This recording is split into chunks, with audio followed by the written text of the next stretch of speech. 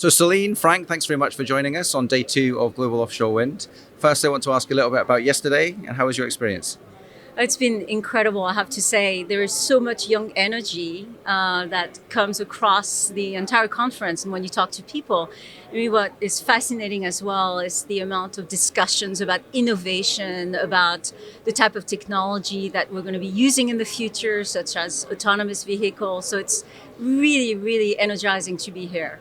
There's a real buzz about the place, that's for sure. And Frank, if I kind of come to you and talk a little bit about how Fugro are influencing the global offshore wind space. Yeah, what we see, Daniel, is that the global wind is growing. Obviously, it's not only growing in one place; it's growing all over the world, and the projects themselves are becoming bigger. So what we provide is data, and so everything you need to build a wind farm in terms of geodata. So we acquire data, we analyze data, and we provide advice based on the data. And you see that from the beginning, we do wind resource, for instance, assessment, but also geotechnical, geophysical data. And we're now heavily moving also into the next phase. So, of course, we're already active in construction support, but also O&M. That's really also one of our sweet spots. Help our clients to develop these wind farms faster and with lower risk, basically. And you've got some models behind us. If you talk a little bit about how they work and what they're for. Yeah, no, the first model that you've probably seen is the wind LiDAR boys. So we have about 50% of the market in the wind resource measurements. And so obviously to the revenue side of the wind farm, it's all about the wind. But also we've got proprietary technology to do geotechnical investigations. And we're now heavily moving into the autonomous space as well. So autonomous vehicles, no people on board, low carbon footprint.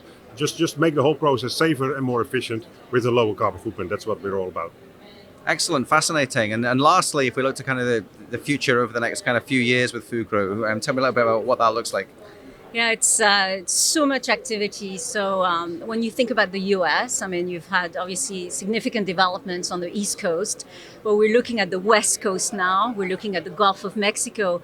And that's really fascinating is also the activity in the emerging market. So Colombia, Brazil, Uruguay, and others, and, so this is going to be really an exciting market, specifically in the Americas, in addition to what's happening in Asia and as well as, of course, Europe that continues to be a focus. So we're actively involved there. 70% of the active and all the projects in the Americas and the US, we've been very much actively involved and looking forward to really what's going to happen in the Americas and South America.